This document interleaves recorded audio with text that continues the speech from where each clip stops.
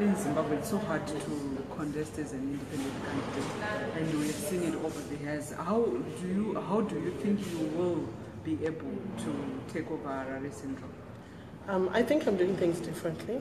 Every day, I think you've noticed, for those who are usually on social media, that you hardly find me there anymore, because I'm doing door-to-door campaigns. I'm engaging with the electorate. I'm talking to people, making them understand what their errors have been over the years and what needs to change and what needs to be done.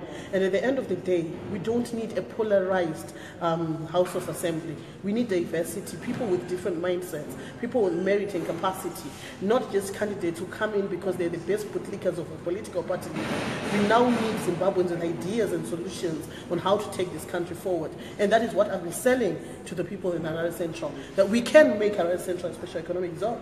We've got a lot of historic monuments in Harare Central. We've got museums, we've got flora and fauna, we've got the wetlands, the parks and all that. So we now have to start turning into, how do we start taking advantage of what we have? How do we start sustaining our livelihoods from our own natural resources that we've got around us? How do we start rebranding Harare, selling Harare and loving Harare as our city? So these are the ideas that I've been selling to people on how we can start our own initiative to ensure sustainable human development. How has been the reception? The reception has been very positive. What is really attracting the community of Harare Central to you? What has really attracted the facilities, we're doing sports together, and just that sharing of ideas. Because they have been complaining that they don't even know the incumbent, the sitting MP of Harare Central. Most people don't even know his name. They just say, no, we just went to vote because we want to change, we voted for this party. But they don't know the name of the MP. They've never seen the MP. Even today, you had some of the people in here saying they've never met the councillor for Ward 2. They've never met the MP for Harare Central. So we've got these people who are voted into by the people in Harare Central, but they do not come back to people. So it leaves me wondering who they are engaging and who they are representing, and what exactly are they putting in the table at council or in parliament when they do not engage with the people in the community.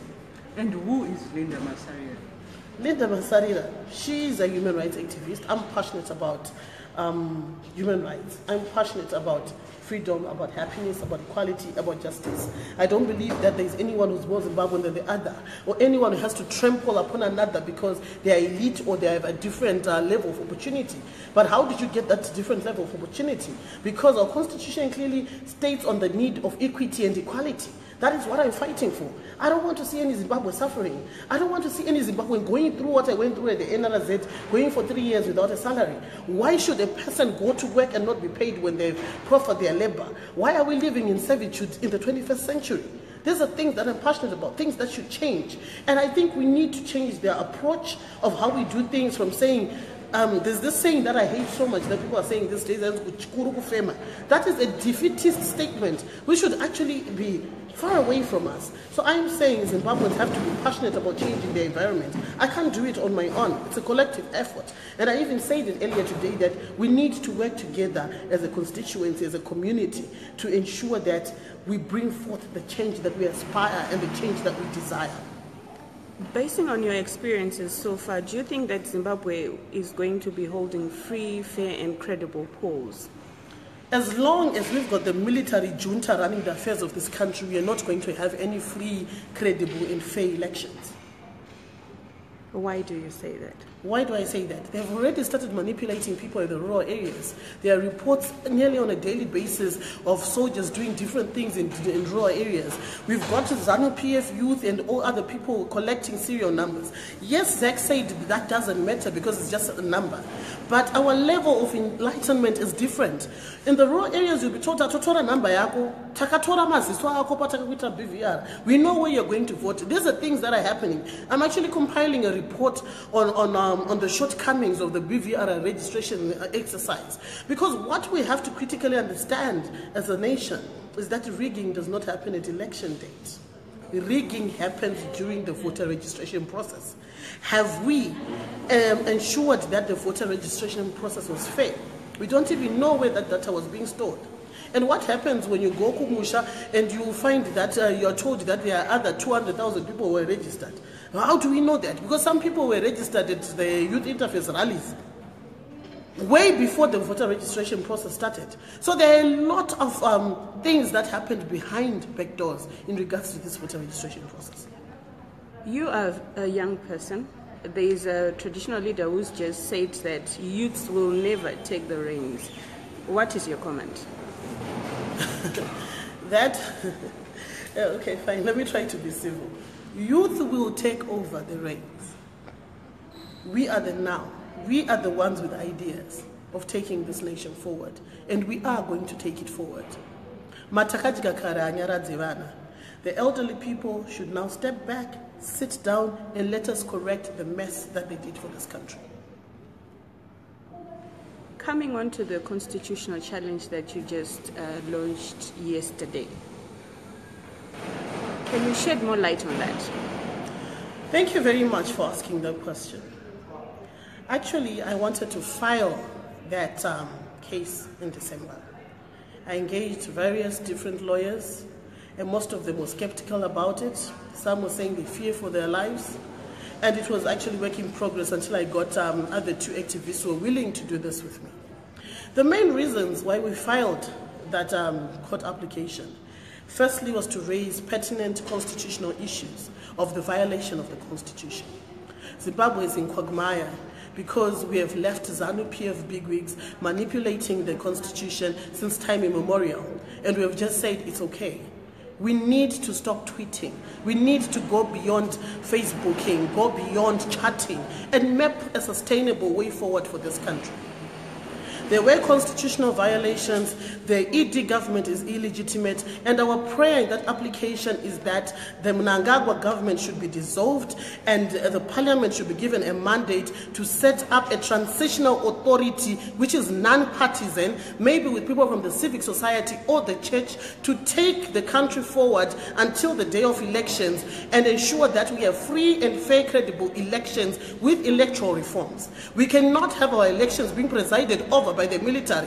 I don't believe that we have to continue the same negative, repetitive behavior of leaving our fate in the hands of a failed military junta. I will not do that. I love Zimbabwe. We have to understand the value of constitutionalism. We have to understand that we've got rights, but we cannot start talking of other rights when we cannot fight for our political rights. The biggest problem we have in Zimbabwe is political suppression. That is why we are failing to advance. That is why young people have got no jobs. That is why young people are failing to access land, to access mines, to be economically free, because we are oppressed mentally. Firstly, we have to attack the brutal truths that are affecting us as Zimbabweans. It's constitutionalism. I'm a Democrat. I value the supreme law of this land, and Zimbabwe is a constitutional democracy, and we are all supposed to pinpoint wrong things when they are wrong. There is nothing new that ED is going to give to Zimbabweans. He was the chief architect of all the problems that we have in Zimbabwe right now, and to set the record straight, I have no links whatsoever with the G40. I'm not advocating for Mugabe to come back. He was also an illegitimate president, and I don't even want him to come back. But we are saying going forward, constitutionalizing a coup in the chambers of justice situation was illegal, and it had to be challenged, and I did it. Thank you. In your opinion, do you think there is going to be any meaningful response to your constitutional challenge? That is what I'm waiting to see, because I have raised these issues over the years that there is no rule of law in Zimbabwe. And now I have provided that perfect opportunity to prove that there is no rule of law. The military is captured, the judiciary is captured. We want to see the rule of law and the Constitution being upheld as it should. And if the judges fail to do that, we will see what to do going forth from there. Because I'm not going to stand back and watch Zimbabweans wallowing in abject poverty. No, at the expense of a few individuals. I can't do that. And your response to the assertion that you are being sponsored by the G40 faction? Like I said earlier, no one is sponsoring me. I've got no lawyer to do this. I filed on my own, with my own money, and with my colleagues, we put money together. No one is sponsoring this application. I've got no links whatsoever with anyone in ZANU-PF. And I think I've made it clear in different forums that I hate ZANU-PF with a passion, and I'm not apologetic about it. If we want real and meaningful development and change in Zimbabwe, we can never have it with anything that is ZANU. Your final words to Zimbabweans in terms of voter registration? What are you urging the youths to do? Youth should go and register to vote, those who haven't voted, and those who actually registered to vote should ensure that come voting time, they go and register to vote. Political parties, independent candidates should ensure that they've got polling agents who will be monitoring the whole process. We have to defend our vote. We have a generational mandate and obligation to ensure that we usher in a new dispensation of leadership, a real new dispensation, not this era of the ED era. Thank you.